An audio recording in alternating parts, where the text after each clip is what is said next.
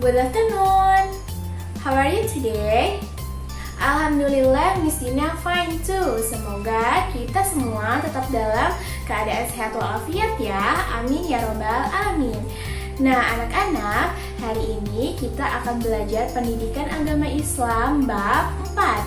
Bab 4 nanti kita akan membahas mengenai hadis mengenai tentang kebersihan.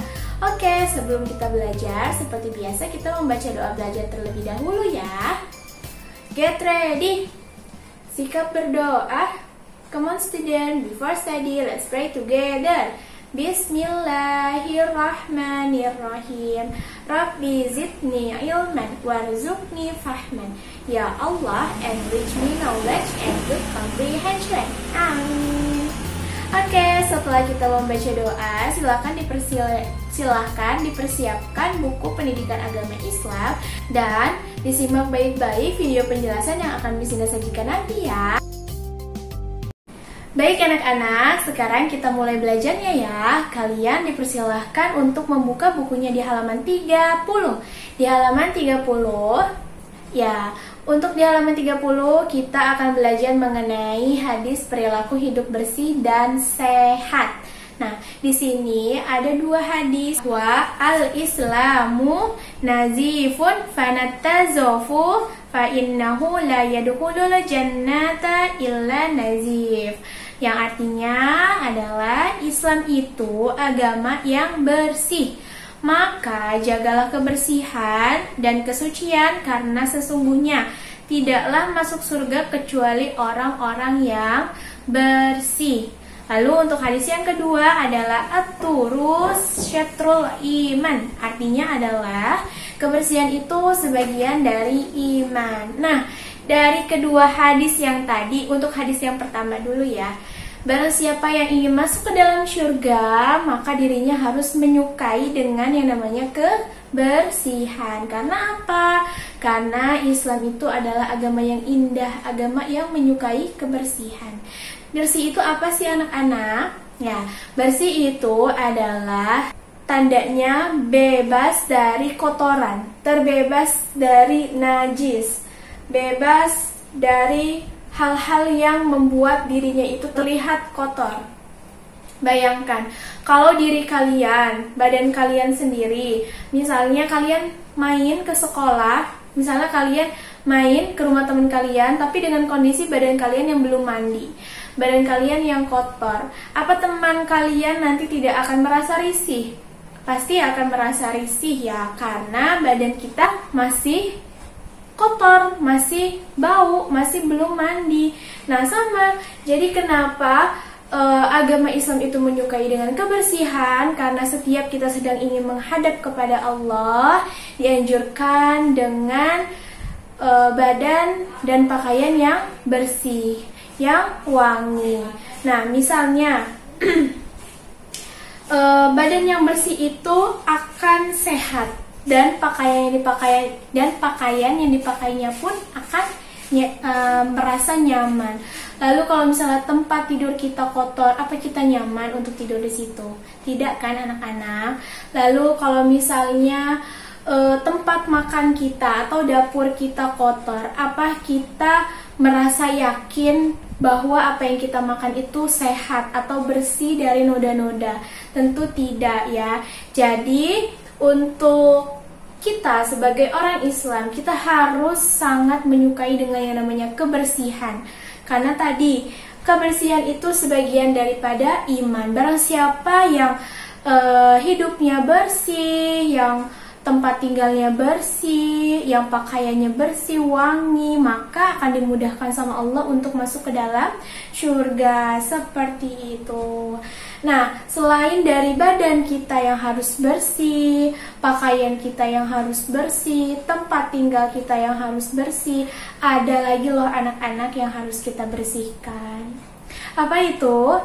Ya, itu adalah hati. Ya, hati kita juga harus kita bersihkan. Bagaimana Miss Dina membersihkan hati? Masa harus disapu-sapu? Harus dipel-pel?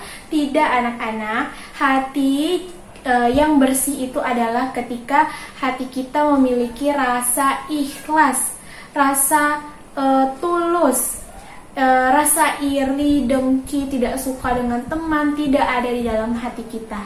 Ya, maka hati kita akan terlihat bersih. Hati yang bersih itu anak-anak selalu bisa merasakan nikmat yang Allah kasih untuk si orang tersebut. Selalu ikhlas, selalu tulus ketika dia menolong, dia tulus, dia tidak meminta imbalan. Itu adalah hati yang tulus, seperti itu.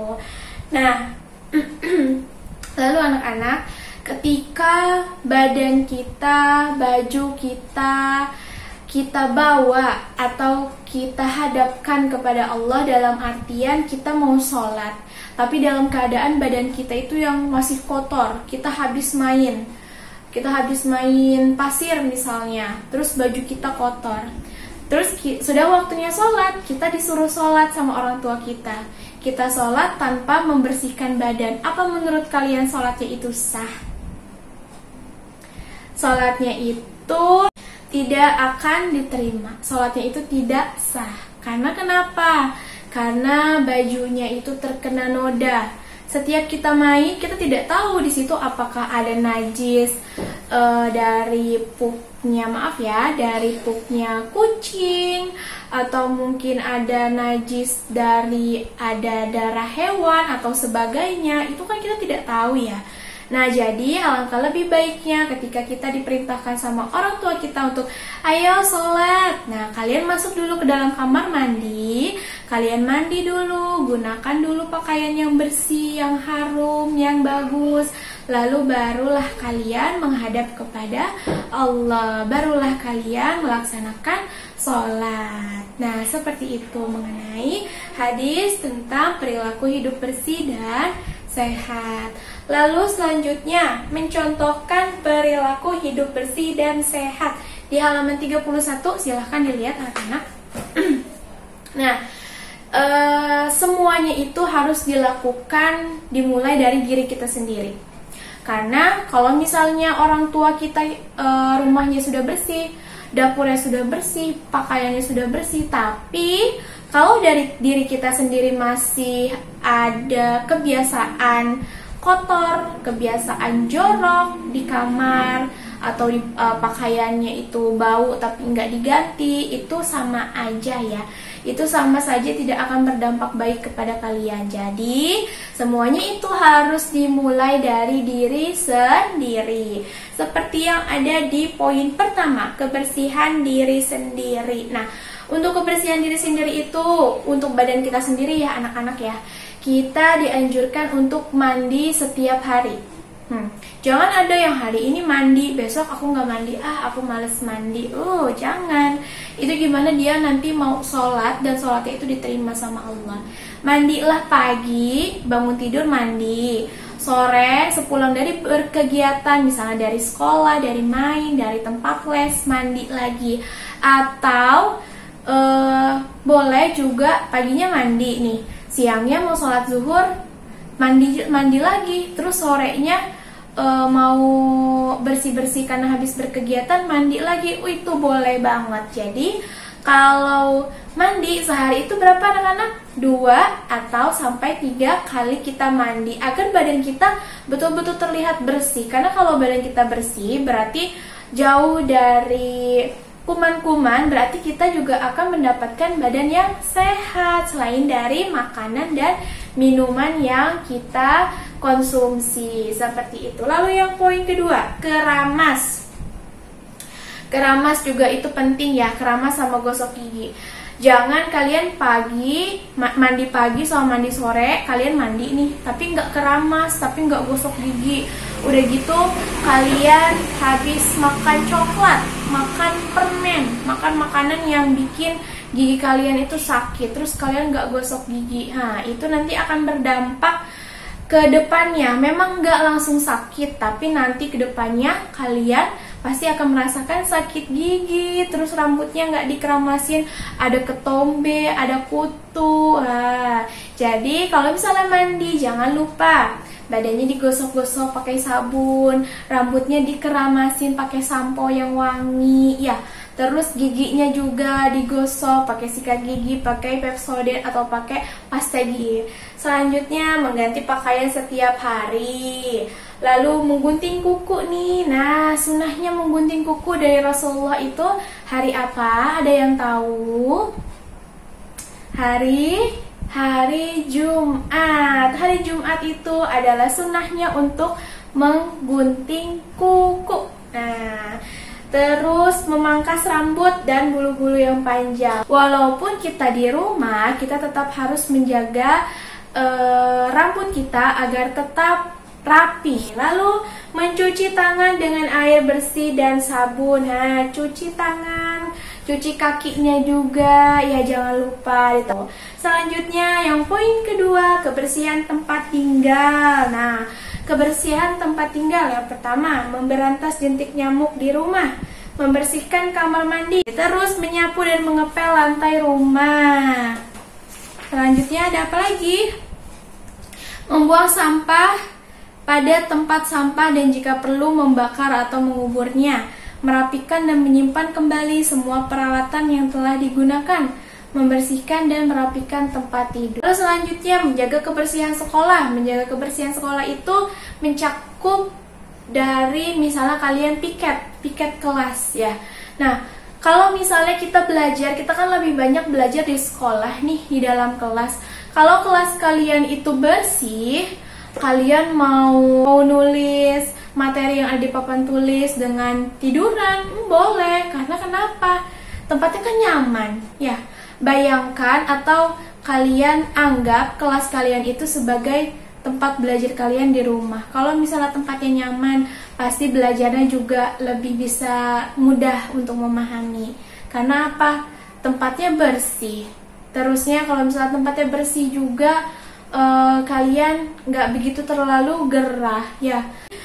Untuk kebersihan sekolah itu kalian bisa lihat langsung di halaman 32 ya.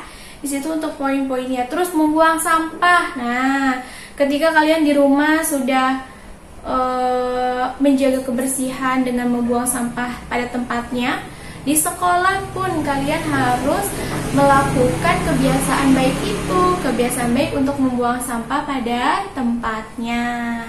Lalu selanjutnya kebersihan masjid. Nah, untuk kebersihan masjid memang bukan tanggung jawab kita, karena masjid itu sudah memiliki petugas kebersihannya sendiri. Tetapi anak-anak, masjid itu adalah rumahnya Allah. Setiap kita mau bertemu dengan Allah, maka kita harus ke masjid.